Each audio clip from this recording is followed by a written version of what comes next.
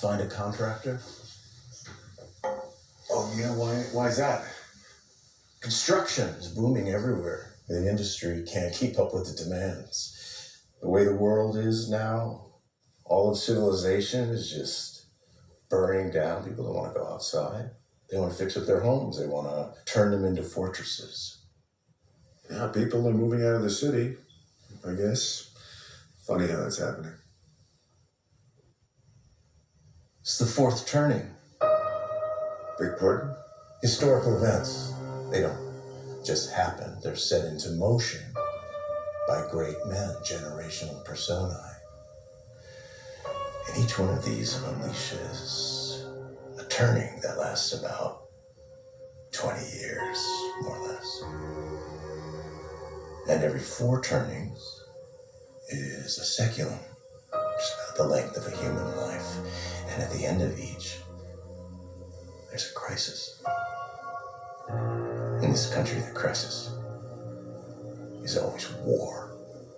Revolution, 80 years later, Civil War. 80 years later, World War II. And that's coming up on 80 years now, so.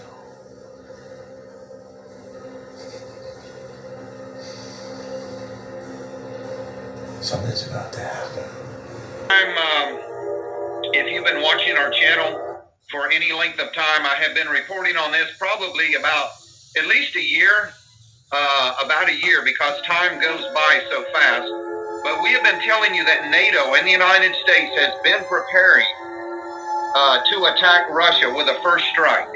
Now, this has been going on since the war in Ukraine has started. And we told you this, and we gave you the information, we gave you all the facts. We documented that information that the United States has assembled a massive force in the European theater, in Poland, in Romania, in the Baltic states, in Estonia, Latvia, Lithuania.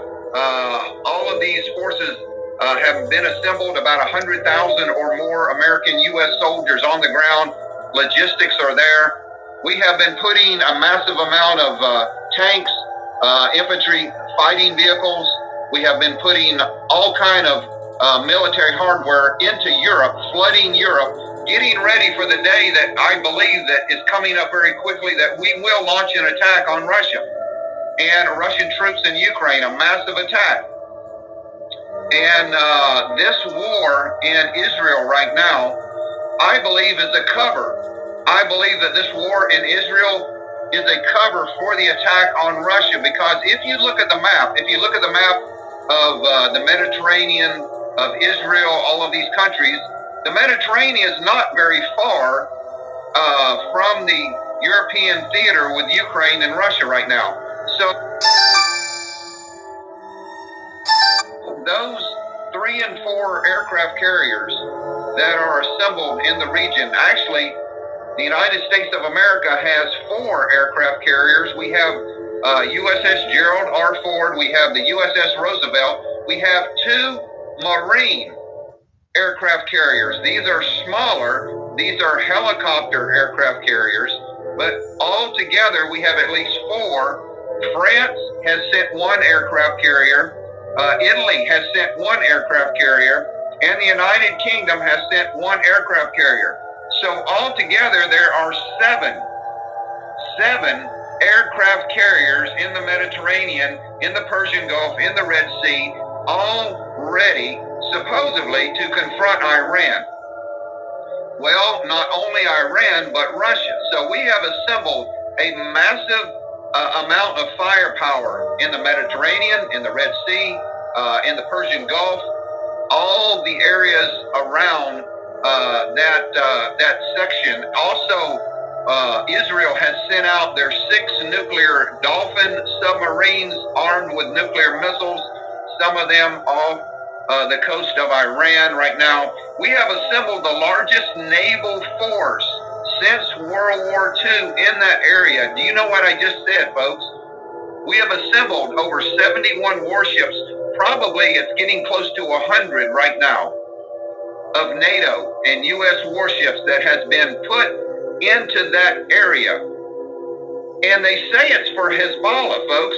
We don't need that much firepower to bomb Hezbollah in southern Lebanon. This is for Iran. This is for Russia. These are what these forces are assembled. Plus, we have moved hundreds of new fighter jets, A-10 Warthogs, F-35s, F-22s, F-15s, F-16s, F-18s. Pretty much all of our Air Force has been assembled in the Middle East in all of these bases. We have I think it's B-17 bombers.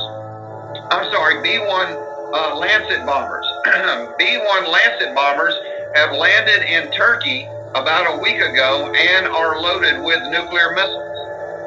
So when this finally kicks off, I believe it will involve Iran. It will involve Iran's proxies, Hezbollah.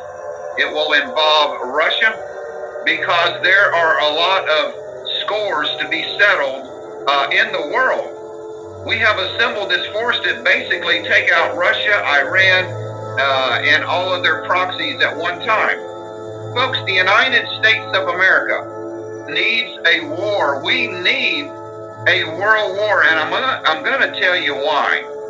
So let me get this article on the screen. The United States is bankrupt. Do you know that? Let me get this article up on the screen. We're going to break this down for you today, and we want to show you why the United States needs a world war more than anything. We need this war to bail us out. So let me get this on the screen. If you do appreciate our broadcast, please consider supporting our channel, folks. Everything, every little bit helps. It really does. And I just left a link for you guys. If you appreciate our channel and want to support us. But so many things are happening, but the United States is bankrupt. Do you know that our country is bankrupt? Folks, we don't have enough money coming in to the United States Treasury to pay our bills. That is why the United States government every few months has to increase the debt limit. That's like you having a credit card. Let's say you've got a Bank of America credit card and your credit limit is $5,000 and you've already maxed that out. So you keep increasing your own credit limit to $10,000, to $15,000, to $20,000. You keep charging and charging and charging and charging, and those bills keep coming in, and you are barely able to pay the interest on that credit card, but you keep spending money anyway. Every month you spend more and more and more and more money, and you're racking your credit card debt up to $40,000, $50,000, $100,000, $200,000, and eventually you will not be able to even pay the interest on the debt that you owe. This is the same thing that the United States of America is facing right now. Folks, we can hardly pay the interest debt on $33 trillion that we owe. We borrowed this money. Our Congress and our Senate and our people in Washington, D.C. are out of control, and this is Democrats and Republicans, folks. They don't know how to say no. They don't know how to say, enough's enough. We gotta quit spending. All they know how to do is spend more of your taxpayer money, getting us deeper, deeper, deeper, deeper into debt, until the only thing that could pull us out of this debt is a world war, a total mobilization of the United States of America to go to war with Russia, China, all of these countries. We need a world war, folks, just like in World War II. So let me go ahead and read you this information. And by the way, the Republicans got their butts whipped a few days ago in the election, folks. There was a lot of Republicans who were supposed to have a new red wave. Well, folks, they got whooped by the Democrats. So it really doesn't matter who is running the government, the Republicans or the Democrats. They are continuing to spend out of control. This is out of control. There's no way that we can pay this back, folks.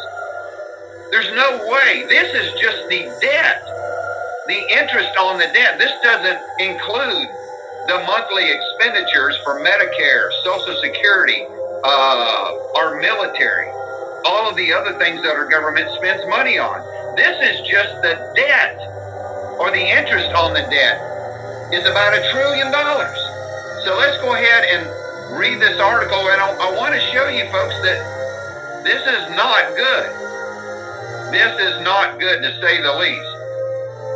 Interest on U.S. debt skyrockets above $1 trillion for the first time. Back in July, when we had just looked at the unprecedented horror show that is the U.S. budget deficit, and concluded correctly, long before QE2 even happened.